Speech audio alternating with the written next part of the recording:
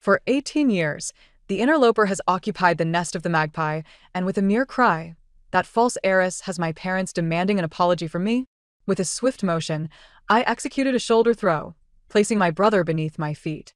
I have returned solely for three purposes: to reclaim my fortune, to seize power, and to eliminate the refuse.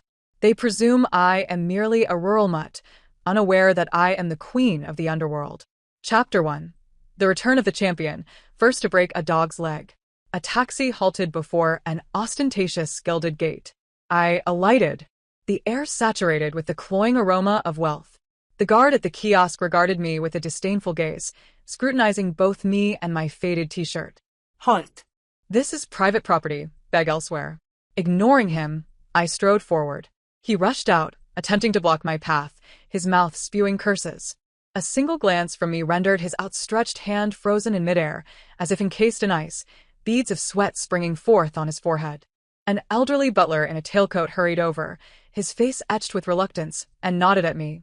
"Miss Esau, please follow me." He could hardly be bothered to introduce himself. No matter. Soon, everyone here would remember me. Traversing a garden that could stretch for 800 meters, I stepped into the opulent living room of the Yi family. Crystal chandeliers dazzled, disorienting the eye. Three individuals occupied the sofa. A regal woman, my biological mother, Lin Wan, sat poised. Beside her stood a tall, handsome man, his eyes brimming with undisguised contempt. That was my esteemed brother, Yi Mingxian. Centrally positioned, surrounded like a flower in bloom, was a girl in a white dress, her eyes rimmed with red, resembling a delicate flower swaying in the wind. Yi Jiajiao, the false heiress who had occupied my place for 18 years. Upon seeing me, her tears cascaded like pearls from a broken string. "Sister, you've finally returned. I'm so sorry, truly sorry. It's all my fault. I took your place." She wept pitifully, and I felt a twinge of sympathy. Lin Wan immediately embraced her, murmuring soothing words. "Jiajiao, don't cry. It's not your fault.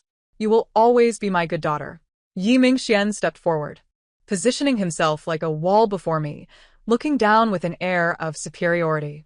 "Yisa, is it? Now that you have returned to the Yi family, you must understand the family rules." His voice dripped with arrogance. "You need not envy Jiajiao. She has grown up in the Yi family, receiving the finest education. You, on the other hand, I know you've had a difficult life in the countryside, but that does not justify bringing your bitterness back home." He paused, adopting a condescending tone.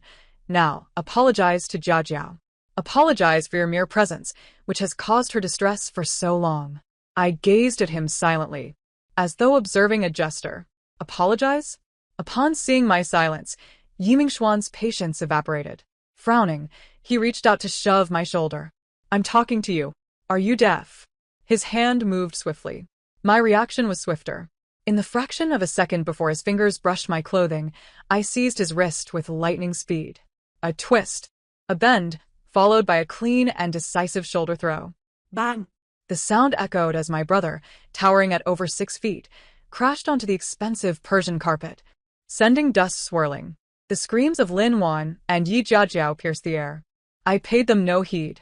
I lifted my foot, pressing heavily upon Yi Mingxuan's chest. His face contorted in pain, struggling against my foot, which felt like a mountain, immobilizing him.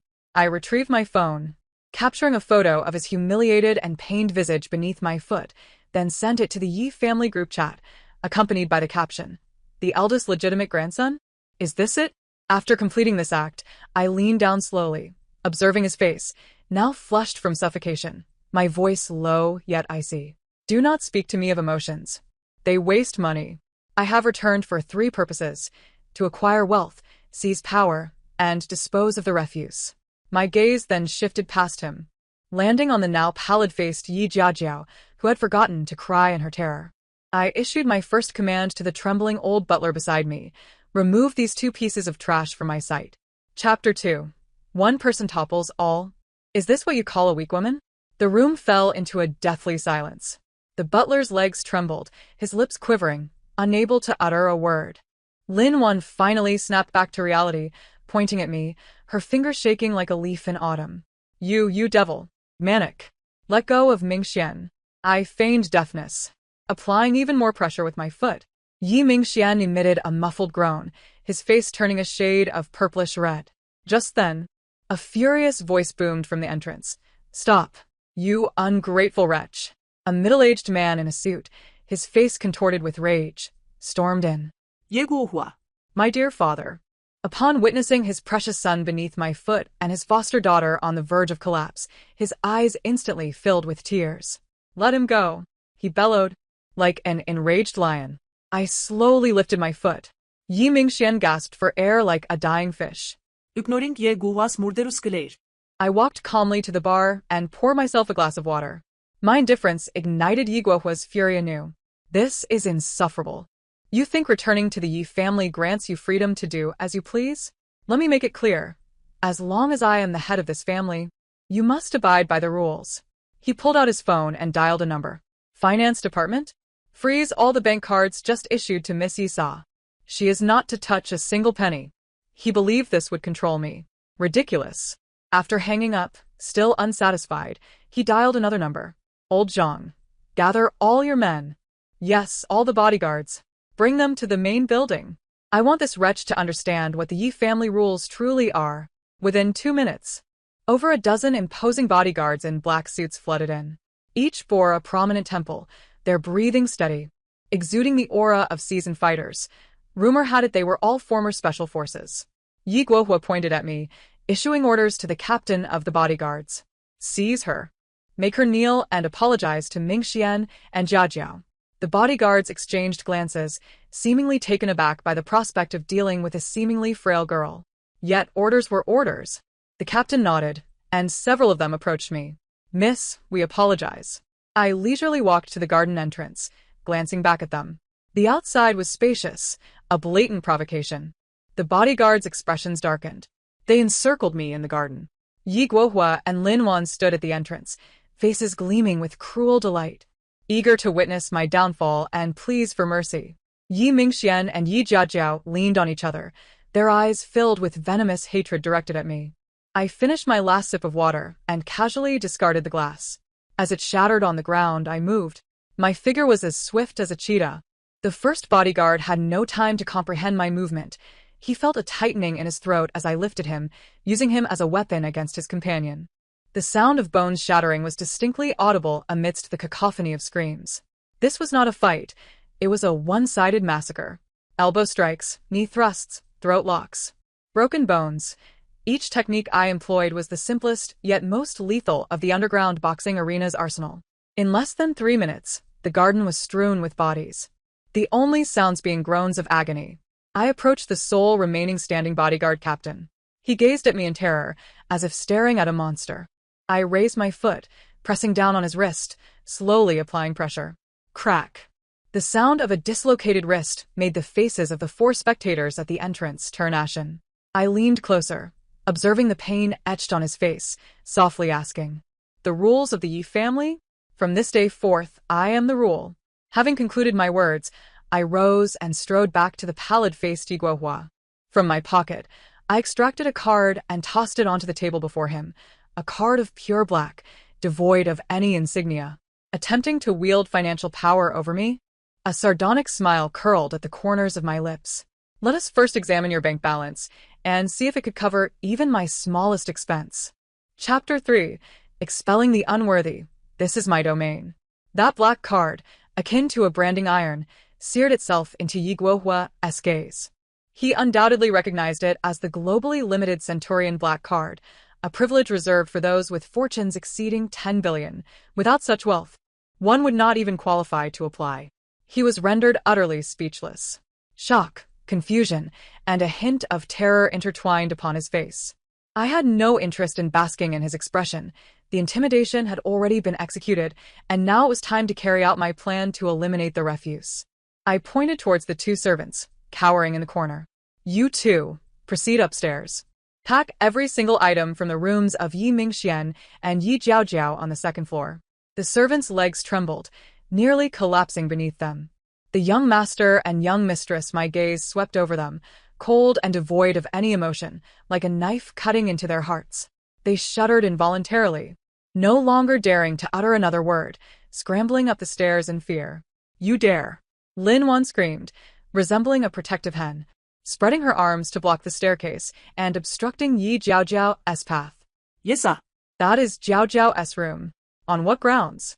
Yi Jiaojiao hid behind her, sobbing as if she had suffered an immense injustice.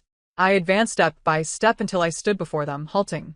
My height slightly exceeded Lin Wan's, allowing me to look down at her with a gaze that was terrifyingly calm. On what grounds? I chuckled. Legally, I am the rightful heir of the Yi family. In terms of strength, those 10 or so individuals are still sprawled outside. So, tell me, who holds the most power here? Thus, this household is governed by my decree. When I command you to leave, you must leave. Lin Wan was rendered speechless by my words, her eyes filled with hatred as she glared at me. The sound of boxes being dragged upstairs reached my ears. Soon, the two servants descended, hauling several enormous suitcases, packed to the brim with various designer clothes and bags. I stepped forward, lifting one with a single hand, and then, before everyone, hurled it down the staircase to the first-floor hall, as if discarding refuse. Clang. Bang. The deafening noise reverberated, sending shivers through the hearts of all present. The suitcase burst open, its contents spilling across the floor, Chanel dresses, Hermes bags. Dior perfumes now lay scattered like refuse upon the gleaming marble surface. This was everything Yi Jiaojiao had enjoyed over her 18 years, now shattered by my own hands. Those are my belongings. Yi Jiaojiao shrieked, attempting to rush forward. I positioned myself in front of her. In her eyes, a flicker of fear emerged for the first time. A stark contrast to her previous fragility. Yi Mingxian struggled to rise from the ground, clutching his chest in shock and fury, yet dared not take another step forward. Fear had gripped him. I approached the captain of the bodyguards, whom I had disarmed, as he was being supported by his subordinates. "What is your name?" I inquired. "Zhang Long," he replied, stifling his pain in a low voice. "Excellent, Zhang Long." I nodded. "From this moment on, you are under my command. Please escort these two out of this villa." Zhang Long hesitated briefly, casting a glance at the ashen-faced Yi Guohua, yet ultimately gritted his teeth and bowed his head to me. "Yes, Mississippi. Those who recognize the times are truly wise." He took 2 uninjured bodyguards, one on each side, to lead the still-dazed Yi Mingxian and Yi Jiaojiao away. "What are you doing? Let me go." Dad. Mom. "Save me." Regardless of their struggles and cries, Yi Guohua and Lin Wan remained rooted in place, motionless. They were not unwilling to move. They were simply too afraid. The siblings were dragged out of the villa, thrown through the front gate. Before their eyes, I approached the smart control panel at the entrance and began modifying permissions, deleting fingerprints, changing passwords. Permission modification successful. The cold electronic voice declared their complete expulsion. Outside, Yi Mingxian and Yi Jiaojiao stood helplessly in the night wind, gazing at the closed door. The door that had once symbolized their identity and status was now forever barred to them. A profound dread and humiliation engulfed them for the first time. Inside the villa, I turned to face my pale-faced parents and smiled. "Have you had dinner?" "I am quite hungry." Chapter 4. A family dinner? Merely my buffet. I took residence in the villa's largest and most scenic master suite, once Yi Mingxian's room. The lingering scent of his cologne was still present, sharp to the senses. I instructed the servants to open all the windows and lit the firwood aroma I had brought with me. Soon, my scent enveloped the entire space. I reclined in the spacious jacuzzi, which could accommodate 3 or 4 people, and closed my eyes to relax. Meanwhile, the rest of the Yi family was shrouded in an atmosphere of low pressure. Ultimately, Yi Guohua dared not confront me. He and Lin Wan left the villa in disgrace, seeking accommodation for their beloved children at a 5-star hotel. For the time being, this household was tranquil. The following day, I awoke naturally. Descending the stairs, I discovered Yi Guohua and Lin Wan already seated in the dining room, their expressions dark enough to draw water. It seemed they had not slept well last night. Excellent. I intended for them to lose sleep. Yi Guohua spoke sternly, adopting an imperious tone. "There will be a family dinner tonight, attended by some elders from the family, to formally introduce you to them. Prepare yourself. Do not embarrass the Yi family as you did yesterday." I pulled out a chair and sat down, picking up a slice of toast. "I will not attend." "What did you say?" Yi Guohua's voice rose sharply. I said, I will not attend.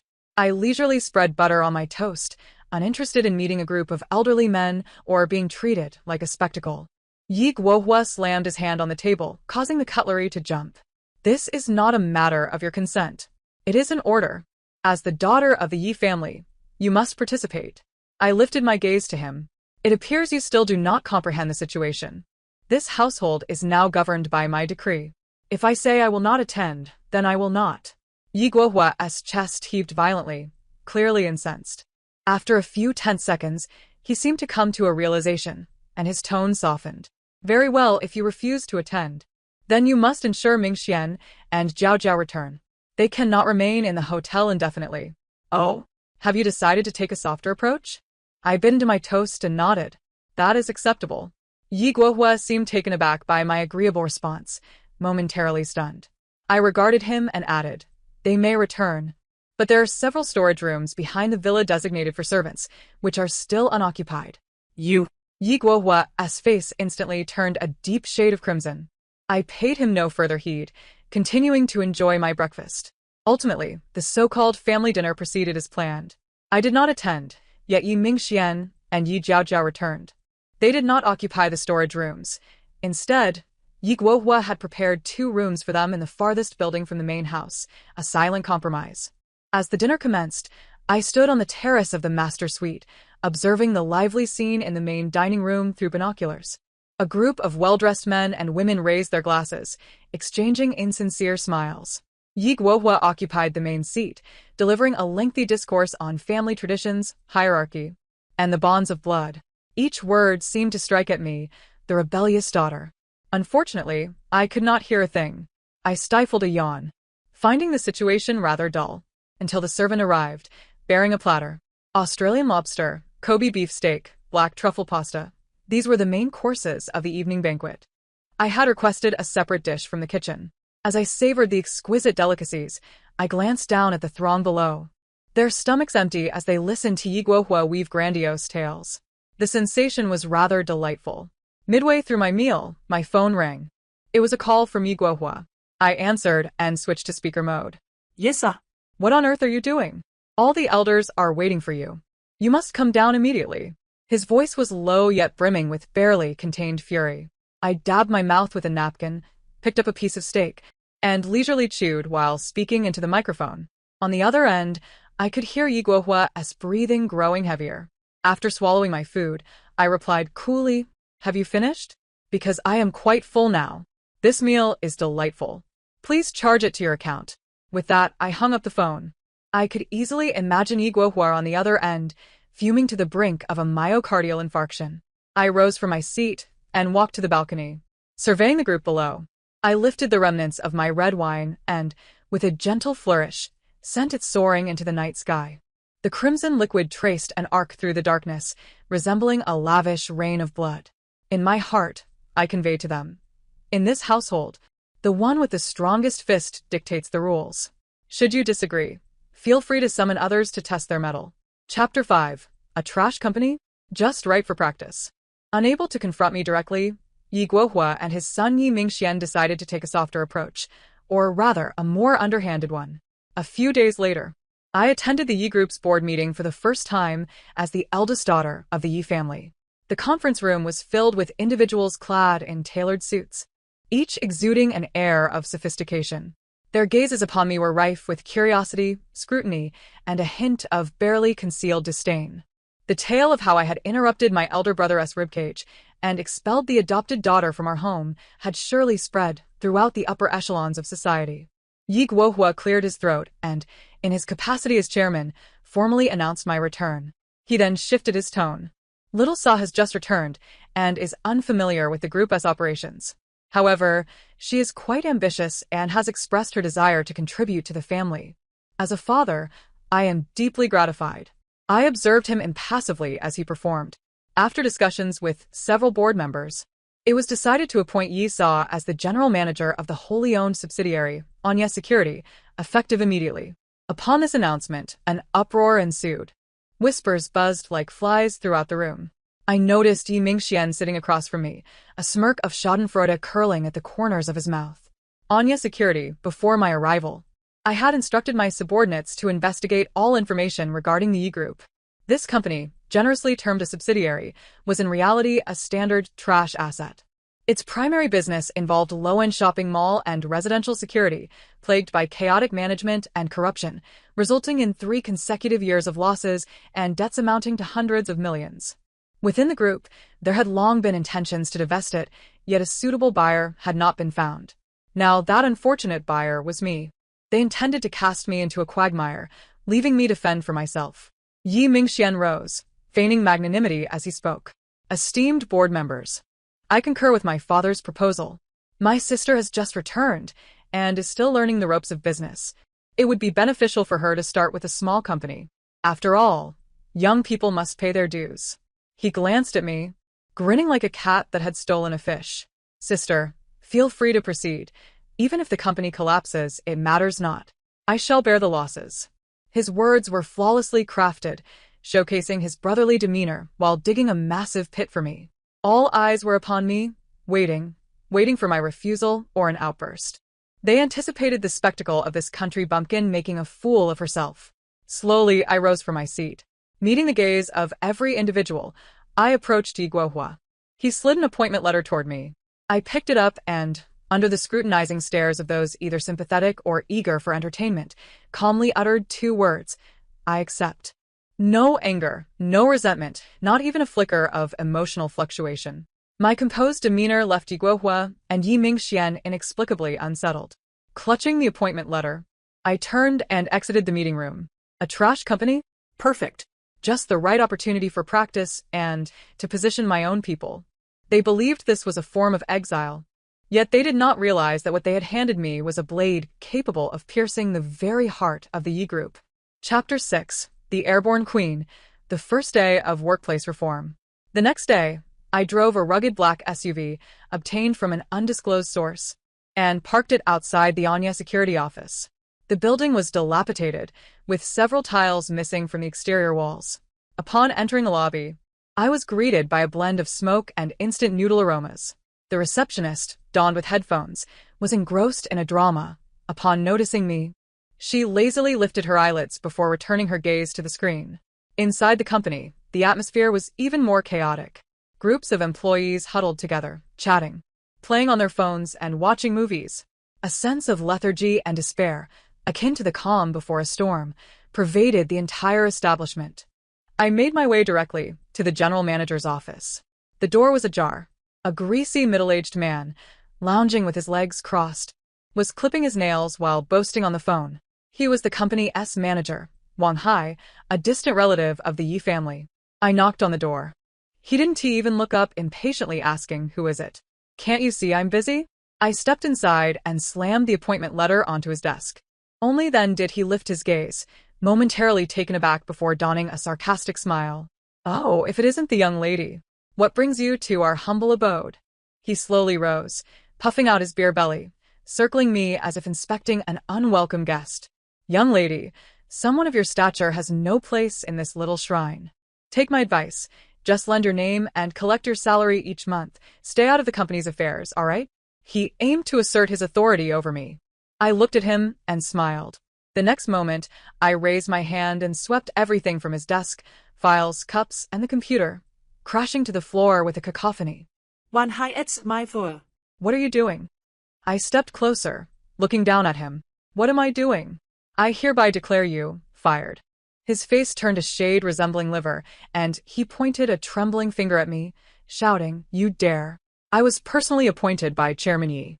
"What do you think you are?" He roared, attempting to grab my collar.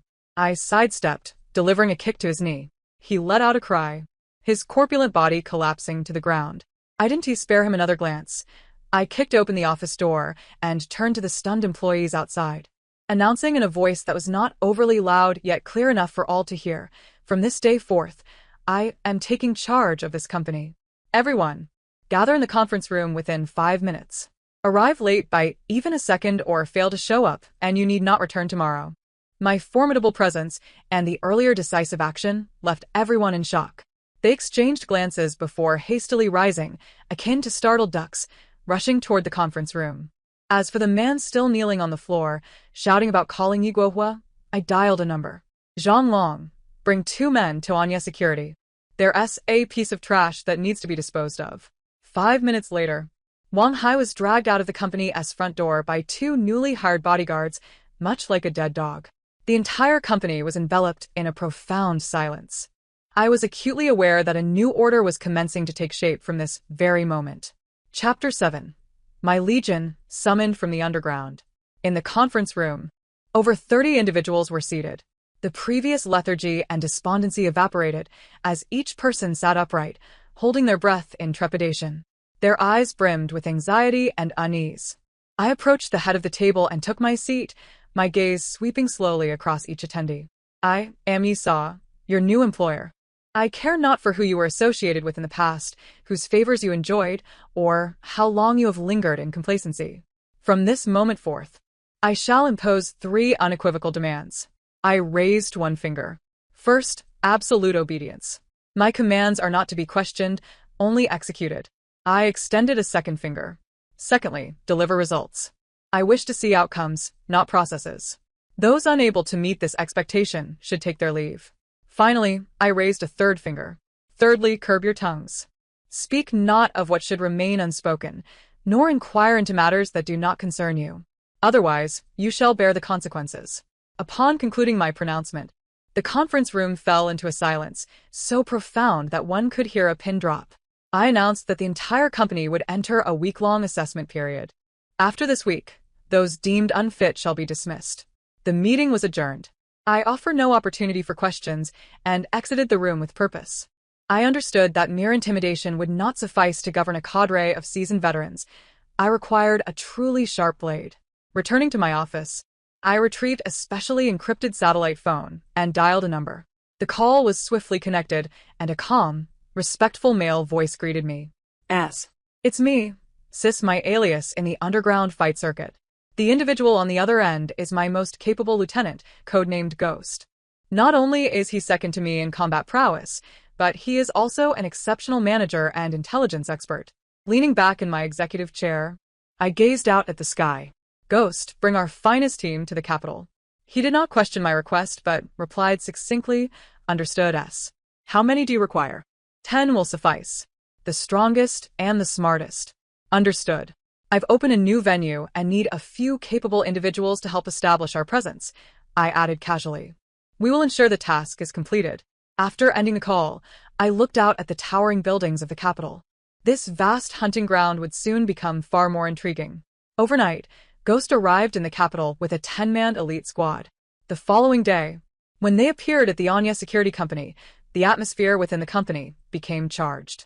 Each of these 10 individuals exuded a fierce aura, their gazes sharp as blades. Clad in matching black combat attire, they emanated an intense scent of blood and fire. They were not mere bodyguards, they were warriors. Lethal machines capable of effortlessly claiming lives on the battlefield. The seasoned employees of the company were visibly shaken, their faces pale as they scurried along the walls. Ghost entered my office and offered a nod of respect befitting the underground world. The Ghost team has arrived to report. I nodded in acknowledgement. Excellent. From this day forth, you shall be the core strength of this company. My Legion had officially assembled. This security company, teetering on the brink of bankruptcy, would undergo a profound transformation starting today. It would no longer be known as Anya Security. It would become my sharpest blade in the city, a private armed contractor that was efficient, lethal, and capable of resolving any trouble.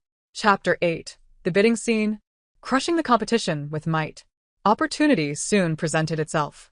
The titan of the tech industry in the capital, Chairman Chen of Xingchen Technology, had recently encountered a significant dilemma. His company had developed a groundbreaking AI chip, with the prototype nearing the final stages of testing. To guard against industrial espionage and sabotage from competitors, they planned to host a small internal auction, requiring the highest level of security services. The stakes for this security assignment were unprecedented, and the remuneration promised astronomical figures. Once the news broke, every top security firm in the capital sprang into action, including Yeshield, another star security enterprise under the Yi Group, managed by Yi Mingxian.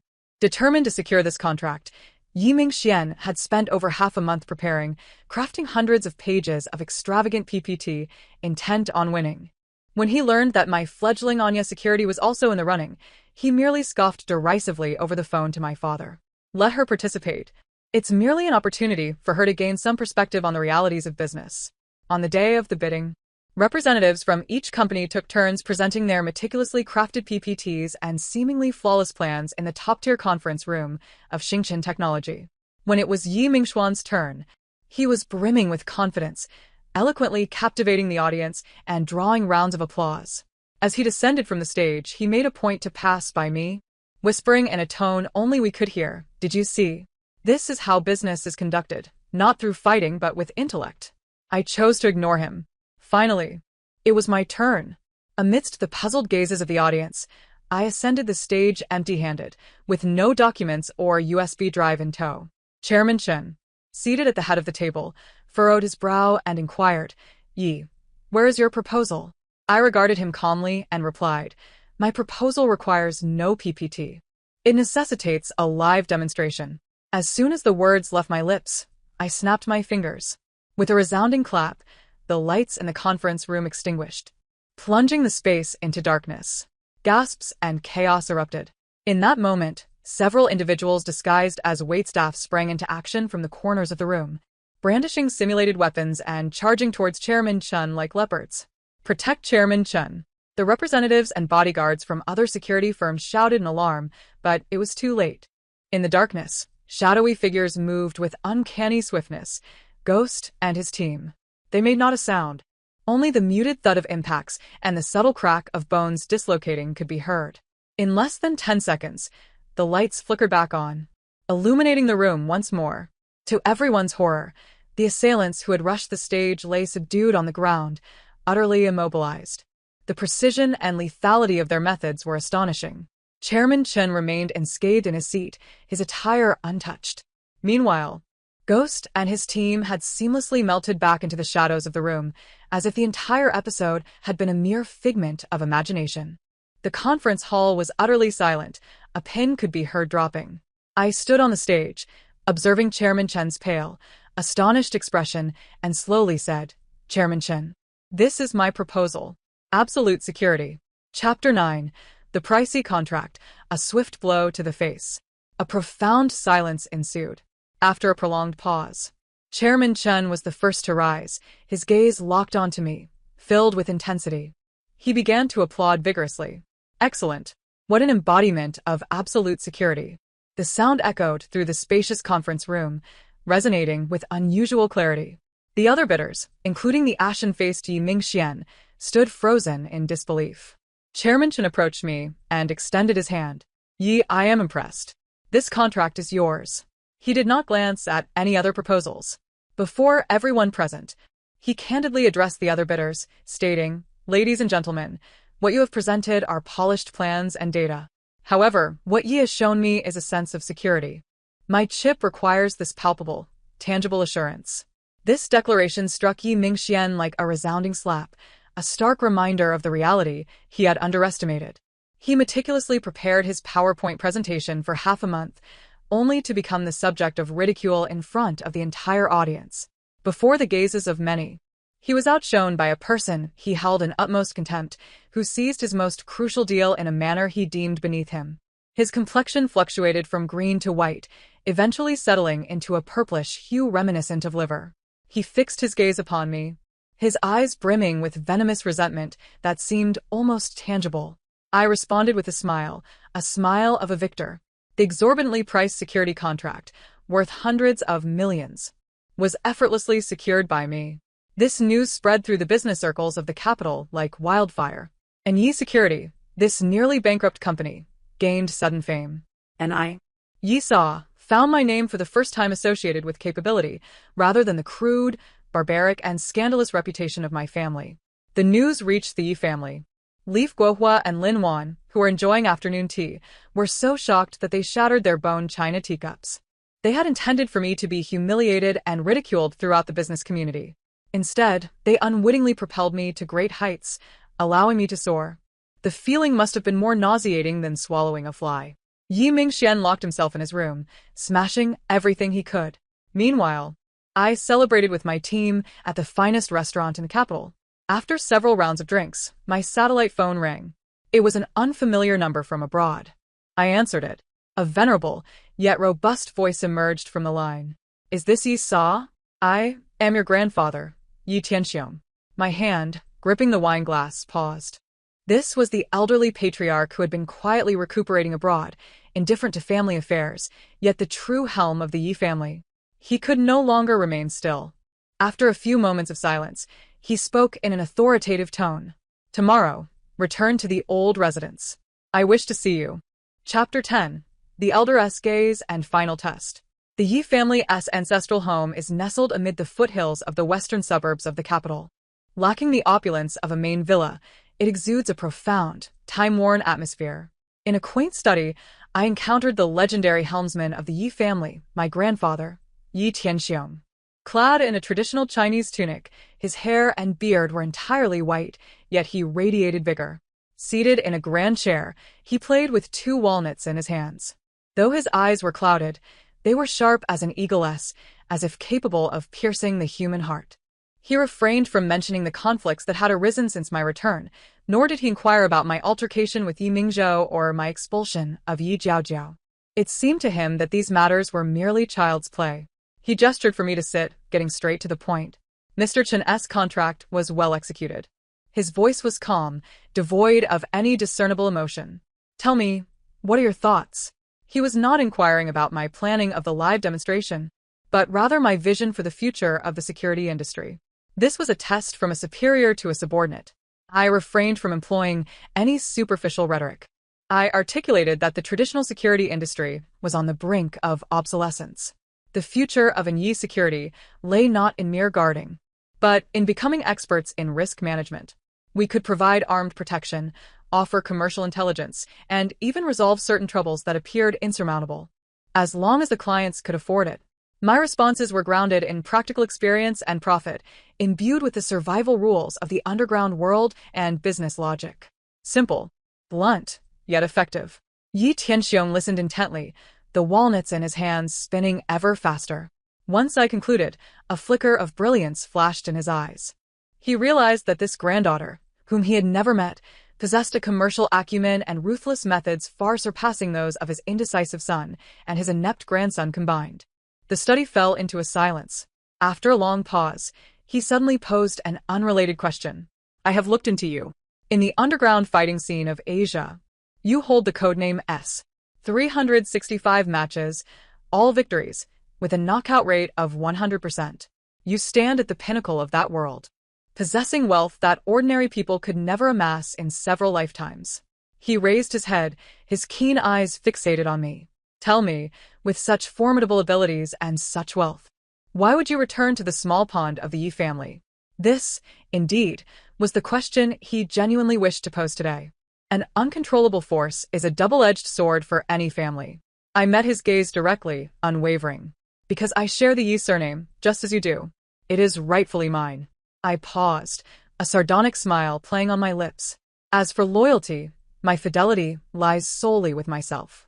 If the Yi family wishes to bask in my glory and share in my triumphs, they had better keep pace with me and not hinder my progress. This declaration was audacious, yet it brimmed with absolute confidence. Yi Tianxiong regarded me for a long, protracted moment.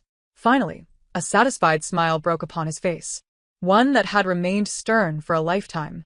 He retrieved a small box from his drawer and pushed it towards me. Inside lay a seal carved from exquisite Tianhuang stone, inscribed with the character Xiong. This is my personal seal, he stated. With it, within the Yi group, you can mobilize any resources you desire, including the dismissal of Yi Guohua. He casually entrusted the highest authority of the Yi family into my hands. He was wagering on my ambition, as well as the future of the Yi family. Chapter 11. A desperate gamble. The deadly scheme of the false heiress. My grandfather's authorization detonated like a bomb, causing a stir within the Yi family and the Yi group. Armed with the highest authority, my status within the group soared rapidly.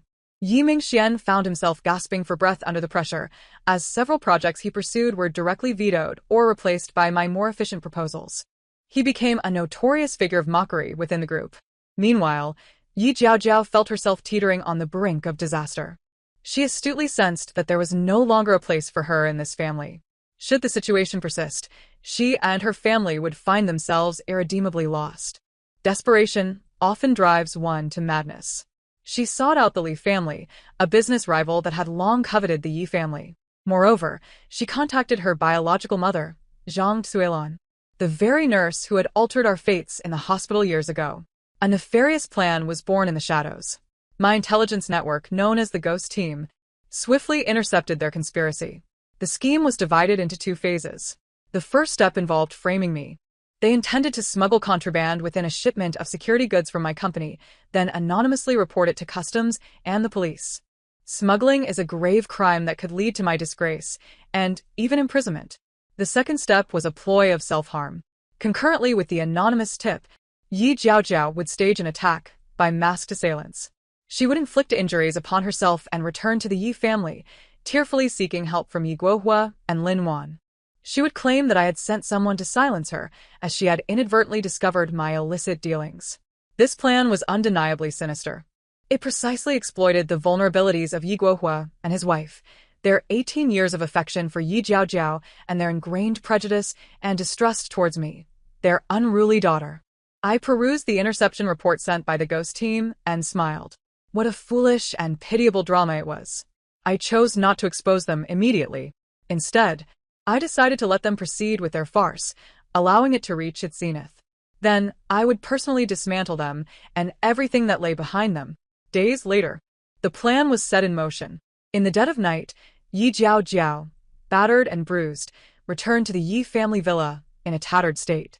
She threw herself into Lin Wan's embrace, weeping heart-wrenchingly. "Mother, save me. It was my sister. She sent people to kill me." Her arms and face were marred by shocking scars, all self-inflicted. Yi Guohua, witnessing the pitiable state of Yi Jiaojiao, trembled with rage, slamming his fist onto the table. This beast! How dare she! Lin Van Klaçye Iao Titer. Sobing Injon Solabli. Her lips fervently kursing. A devil. She is nothing but a devil. Guohua, we must report this. Let us immediately call the police and have her arrested. At that moment, Yi Guohua's phone rang. It was a call from the Li family. The voice on the other end urgently informed him that customs had received a tip-off and were conducting a surprise inspection of a cargo ship owned by his company, where a substantial amount of contraband was allegedly discovered. All the evidence had been flawlessly interconnected. In that instant, the last remnants of familial affection that Yi Guohua and his wife held were utterly shattered. They looked at the trembling Yi Jiaojiao in their arms, filled with boundless guilt and fury. They had come to believe, completely convinced of their adopted daughter's innocence and the malice of their biological daughter. Yi Guohua hung up the phone, his gaze turning icy and resolute. No need to call the police. I will personally convene a family meeting to expel this wretched girl from the Yi family. Chapter 12. The Truth Revealed, Crowned as King Amidst Ruins. The joint operation by customs and the police was swift and decisive. They raided the cargo ship at the port, prying open all the containers. However, they were taken aback to find the ship completely devoid of any illicit items. Apart from the regular cargo, there was nothing amiss. Meanwhile, another vessel belonging to the Li family was discovered to be in serious trouble. It turned out that the Phantom team had intercepted the plan well in advance. Before any action could be taken against them, they had cleared the contraband placed on their ship and returned it intact to the Li family's vessel, even adding a little extra. A masterful execution of a grand sleight of hand. Yet, all of this unfolded unbeknownst to those at the Yi family villa, who were preparing to publicly judge me. The living room was filled with distant relatives of the Yi family. Yi Guohua and his wife occupied the principal seats, their faces ashen. Yi Jiaojiao resembled a frightened bird, nestled in Lin Wan's arms, her shoulders trembling pitiably. When I returned, this was the scene I beheld. All eyes were cast upon me with disdain and contempt. The moment Yi Guohua spotted me, he slammed his hand onto the table and rose angrily. "Wretched daughter! How dare you return? Look at what you've done to Jiao Jiao. Your smuggling ship has been inspected. What do you have to say for yourself? Today, before our entire clan, I will expel you from our family. The Yi family has no room for a daughter with such a wicked heart." His words were righteous, filled with anguish. I regarded him as one might a fool. I offered no defense. Instead, I approached the enormous projection screen in the living room, took out a USB drive, and plugged it in. Before announcing the verdict, I thought it best to show everyone something intriguing. I pressed the play button. The screen lit up, and a clear video began to play. The footage revealed Yi Jiao Jiao, a representative from the Li family, and another middle-aged woman conspiring in a cafe's private room. Their dialogue was recorded with crystal clarity. At that time, I'll say I was attacked by Yi Sa's people. My parents will surely believe me. That batch of goods must be placed accurately. Once she is captured, she will never rise again. The video continued with surveillance footage of them stealthily placing items into my company's containers. There were scenes of Yi Jiao Jiao in her room, using a small knife to cut her own arm while staring into the mirror. The living room began to stir. Yi Jiao Jiao's face turned pale, drained of color. Yi Guohua and Lin Wan's expressions shifted from anger to shock and disbelief. Yet, this was not the end. The final segment of the video transitioned into an interrogation room. The middle-aged woman, who had conspired with Yi Jiao Jiao, revealed herself to be her biological mother, Zhang Suilon, and began her full confession before the camera. She recounted in detail how, 18 years prior, she had maliciously swapped the two children out of jealousy for Lin Wan's wealth. More damningly, she confessed that Yi Jiao Jiao had known the truth of her origins upon reaching adulthood, but chose to conceal it. Furthermore, she had been secretly using money from the Yi family to support her biological parents and her gambling-addicted brother. In the final moments of the video, Zhang Suilon lamented. Jiao Jiao said that once she completely took control of the Yi family, she would bring me, her father, and her brother to enjoy a life of luxury. The video concluded, and the living room was enveloped in a grave silence. Yi Guohua's body swayed, as if all strength had been suddenly drained from him, and he sank back onto the sofa, his face ashen. Lin Wan's eyes widened in shock, her mouth agape, as if a chicken egg could fit inside. She glanced between the screen and the daughter she had cherished for 18 years, her body beginning to tremble violently. Their beliefs had crumbled. The goodness they had prided themselves on, the familial bonds they had held dear, were shattered in that moment, revealing a colossal farce. And the architect of this chaos, Yi Jiao Jiao, lay crumpled on the ground, pallid and muttering, "No, this isn't real." I slowly walked to the center of the living room. Standing amidst the ruins of their shattered spirits, I gazed upon the hypocritical family I had torn apart with my own hands. Observing the two foolish believers whose faith had crumbled and the pitiful jester at the end of her rope, I allowed a cold, victorious smile to emerge.